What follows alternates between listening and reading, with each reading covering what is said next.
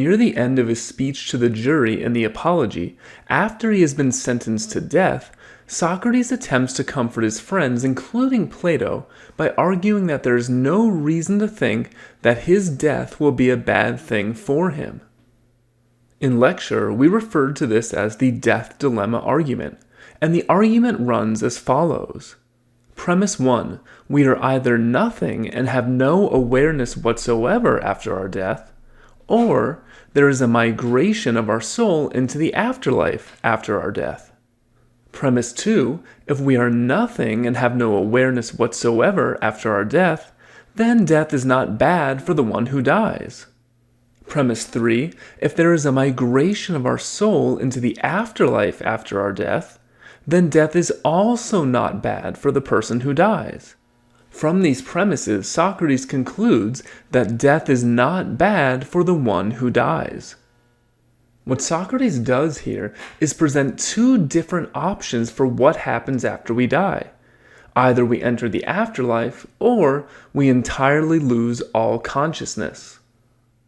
In the former case, Socrates believes that there is no reason to feel sad for him, since then he will be able to meet great minds of the past like Hesiod and Homer, and presumably continue his philosophical discussions about what it means to live a good life.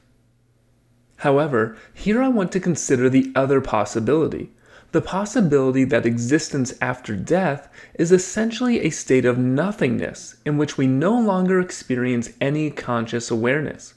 Socrates attempts to comfort his friends by comparing this state to that of a dreamless sleep, something which he has never found unpleasant. As such, why should he be worried about experiencing the same thing through death? In this week's discussion, the point was made that this claim does not seem to be consistent with Socrates' fundamental commitment to living an examined life. After all, living an examined life requires having the ability to think deeply about the most fundamental questions of human existence. But how is one supposed to do that while unconscious? Death may not be painful, but it certainly doesn't seem conducive to the philosophical search for wisdom through rational dialogue. I think there are two ways we might understand why then Socrates says this.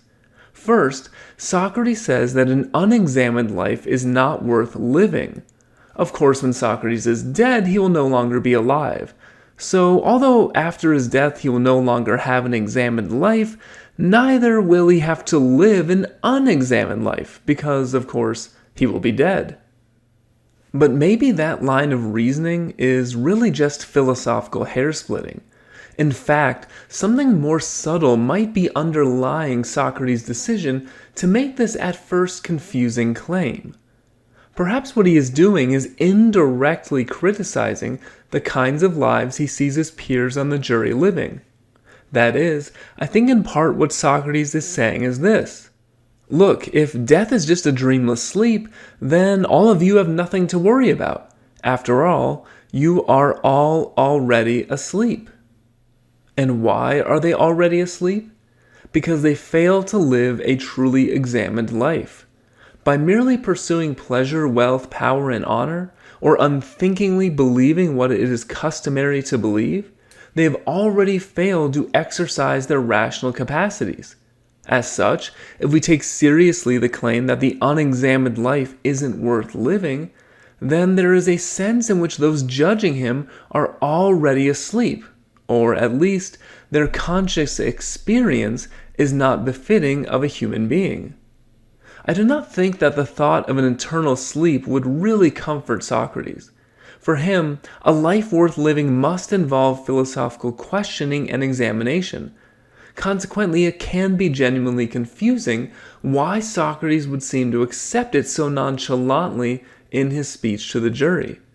For that reason, I think it is productive to try to think more deeply about the broader purpose Socrates might have had in mind here for making this argument.